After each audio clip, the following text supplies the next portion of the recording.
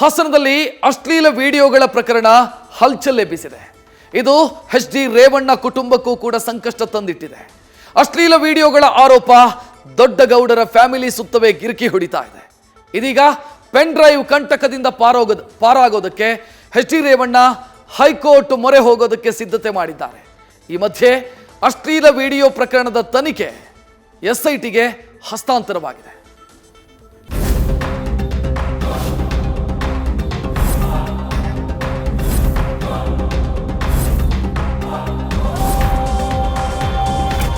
ಹಾಸನದಲ್ಲಿ ಹರಿದಾಡ್ತಿರುವ ಅಶ್ಲೀಲ ವಿಡಿಯೋಗಳು ಇಡೀ ನಾಗರಿಕ ಸಮಾಜವನ್ನೇ ತಲೆ ತಗ್ಗಿಸುವಂತೆ ಮಾಡಿದೆ. ಆದ್ರೆ ಅಶ್ಲೀಲ ವಿಡಿಯೋಗಳ ಕೇಸ್ನಲ್ಲಿ ಎಚ್.ಡಿ. ದೇವೇಗೌಡರ ಮೊಮ್ಮಗ ಪ್ರಜ್ವಲ್ ರೇವಣ್ಣ ಹೆಸರು ತಳುಕು ಹಾಕಿಕೊಂಡಿದೆ. ಜೊತೆಗೆ ಮಾಜಿ ಸಚಿವ ಎಚ್.ಡಿ. ರೇವಣ್ಣ ವಿರುದ್ಧವೂ ಎಫ್ಐಆರ್ ದಾಖಲಾಗಿದೆ. ಇದೀಗ ಅಶ್ಲೀಲ ವಿಡಿಯೋ ಪ್ರಕರಣದಲ್ಲಿ ರೇವಣ್ಣ ಕುಟುಂಬ ಹೈಕೋರ್ಟ್ ಮೆಟ್ಟಿಲೇರಲು ನಿರ್ಧರಿಸಿದೆ. ಅಶ್ಲೀಲ ವಿಡಿಯೋ ಕೇಸ್ನಲ್ಲಿ ಎಚ್.ಡಿ. ರೇವಣ್ಣಗೂ ಸಂಕಷ್ಟ. ಎಫ್ಐಆರ್ಗೆ ತಡೆ ಕೋರಿ ಹೈಕೋರ್ಟ್ ಮೊರೆ ಹೋಗಲು ಸಿದ್ಧತೆ.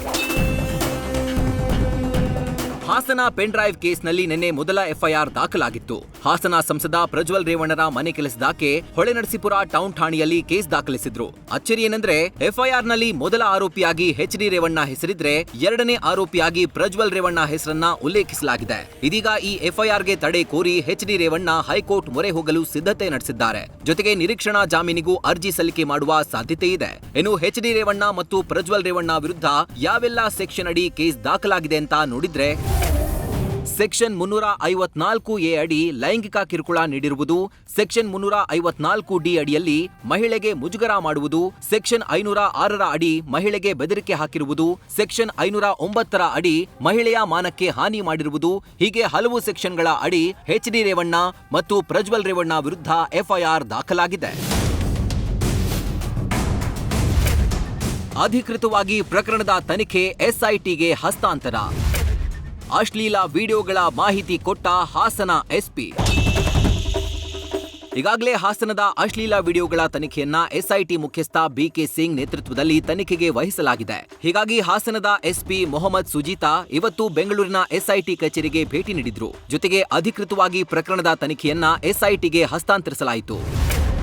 ಬೆಂಗಳೂರಿನ ಎಸ್ಐಟಿ ಕಚೇರಿಗೆ ಹೊಳೆನರಸೀಪುರ ಟೌನ್ ಠಾಣೆ ಸಬ್ ಇನ್ಸ್ಪೆಕ್ಟರ್ ಕೂಡ ಭೇಟಿ ನೀಡಿದ್ರು. ಅಧಿಕೃತವಾಗಿ ಅಶ್ಲೀಲ ಪ್ರಕರಣದ ತನಿಖೆಯನ್ನ ಎಸ್ಐಟಿಗೆ ಹಸ್ತಾಂತರ ಮಾಡಿದ್ರು. ದೂರಿನ ಕಡತ ಎಫ್ಐಆರ್ನ ಎಸ್ಐಟಿ ಮುಖ್ಯಸ್ಥರಿಗೆ ಎಸ್ಐ ಅಜಯ್ ಕುಮಾರ್ ಡಿಎನ್ ಹಸ್ತಾಂತರ ಮಾಡಿದ್ರು. ಇತ್ತ ಪ್ರಕರಣದಲ್ಲಿ ದಾಖಲಾಗಿರೋ ಎಫ್ಐಆರ್ ಮತ್ತು ಇದುವರೆಗೂ ಆಗಿರೋ ಬೆಳವಣಿಗೆಗಳ ಬಗ್ಗೆ ಎಸ್ಐಟಿ ಮುಖ್ಯಸ್ಥ ಬಿ.ಕೆ. ಸಿಂಗ್ಗೆ ಎಸ್ಪಿ ಮೊಹಮ್ಮದ್ ಸುಜೀತಾ ಮಾಹಿತಿ ನೀಡಿದ್ರು. ವಿದೇಶದಿಂದ ಪ್ರಜ್ವಲ್ನ ವಾಪಸ್ ಕರೆತರ್ತೇವೆ ಎಂದ ಪರಂ.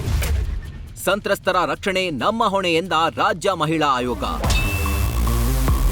ಹಾಸನದ ಅಶ್ಲೀಲ ವಿಡಿಯೋಗಳ ಕೇಸ್ನ ಬಗ್ಗೆ ಗೃಹ ಸಚಿವ ಡಾಕ್ಟರ್ ಜಿ. ಪರಮೇಶ್ವರ್ ಮಾಹಿತಿ ನೀಡಿದ್ರು. ಎಸ್ಐಟಿ ವರದಿ ಬಂದ ಬಳಿಕ ಕ್ರಮ ಕೈಗೊಳ್ತೇವೆ ಎಂದ ಪರಮೇಶ್ವರ್ ಜರ್ಮನಿಗೆ ಹಾರಿರೋ ಪ್ರಜ್ವಲ್ ರೇವಣ್ಣನ ವಾಪಸ್ ಕರೆತರ್ತೇವೆ ಎಂದ್ರು. ಇತ್ತ ಯಾರೇ ತೊಂದರೆಗೆ ಈಡಾಗಿದ್ರೂ ನಮ್ಮ ಬಳಿ ಬಂದು ದೂರು ನೀಡಬಹುದು ಅಂತ ರಾಜ್ಯ ಮಹಿಳಾ ಆಯೋಗದ ಅಧ್ಯಕ್ಷೆ ಅಭಯ ನೀಡಿದ್ರು. ಅವರು ಹೊರದೇಶಕ್ಕೆ ಹೋಗಿದ್ದಾರೆ ಅಂತೇಳಿ ಸುದ್ದಿ ಇರೋದ್ರಿಂದ ಅವರನ್ನು ಕೂಡ ಅವರು ವಾಪಸ್ ಕರೆಸ್ಕೋಬೇಕಾಗತ್ತೆ ಅಂತ ಹೇಳ್ತಿದ್ದಾರೆ. ಅದೆಲ್ಲ ಸರ್ಕಾರ ಅದಕ್ಕೆ ನಾವೇನು ಅದರಲ್ಲಿ ಇನ್ವಾಲ್ವ್ ಆಗೋದಿಲ್ಲ. ಅವರಿಗೆ ಸಂಪೂರ್ಣವಾದಂಥ ಫ್ರೀಡಮನ್ನು ಕೊಟ್ಟಿರ್ತೇವೆ ಎಸ್ಐಟಿ ಅವರಿಗೆ. ಅದು ಅವರೇನು ವರದಿ ಬರುತ್ತೆ ಅದಾದ ಮೇಲೆ ಕಾನೂನು ಪ್ರಕಾರ ಏನು ಕ್ರಮ ತಗೊಳ್ಬೇಕು ಅದನ್ನು ತಗೊಳ್ತಾರೆ.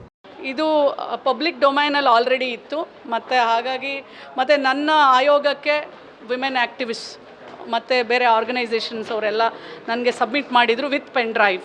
ಸೊ ಇದ್ರ ಸೂಕ್ಷ್ಮತೆಯನ್ನು ನಾನು ತಿಳ್ಕೊಂಡು ನಾನು ಮುಖ್ಯಮಂತ್ರಿಗಳಿಗೆ ಮತ್ತು ಗೃಹ ಸಚಿವರಿಗೆ ಪತ್ರ ಬರೆದಿದ್ದೀನಿ.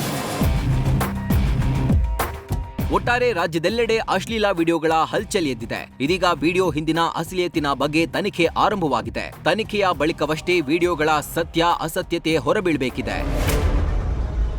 Sandesh, crime bureau, news first. News first ನಿರ್ಭೀತಿಯಿಂದ ನಿಮ್ಮ ಪರವಾಗಿ.